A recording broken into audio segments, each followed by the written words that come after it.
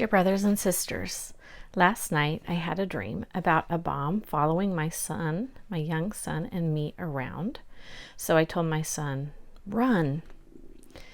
But the bomb kept following my son, so I had to turn it around. And it blew up by the one who'd launched it. I saw a lady named Protector of Humanity, blessed to have a key to her parents' house. She reminiscently said when her mom had followed the Lord, angels had accompanied her mom. But now, she reasoned, at least she had a set of Aesop's beautifully and carefully, colorfully covered lessons. In my dream, I saw my mom and my boss discussing the bad salmon that they'd eaten lately.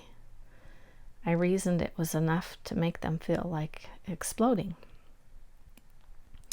Then, in my dream, I saw an older man walking alone on the side of the street.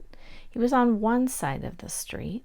He was kind of regretting never getting married, but then I saw what would have happened had he walked on the other side of the street. He would have gotten hit by truck after truck after truck. He looked very peaceful on the side of the street he was walking along.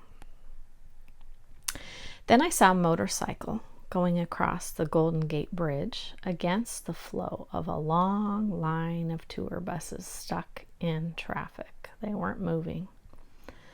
A couple buses got distracted when they turned their eyes on the motorcycle and they were thrown off course. But the powered up individual kept on course with single-minded focus. The others didn't know the Golden Gate Bridge allowed motorcycles to go against the flow. The motorcycle reached the other side, and I told my beloved bridegroom, "Thank you for bringing me to San Francisco," which is named for St. Francis of Assisi. God grant me the serenity to accept the things I cannot change, courage to change the things I can, and wisdom to know the difference. Thank you, Jesus. Amen.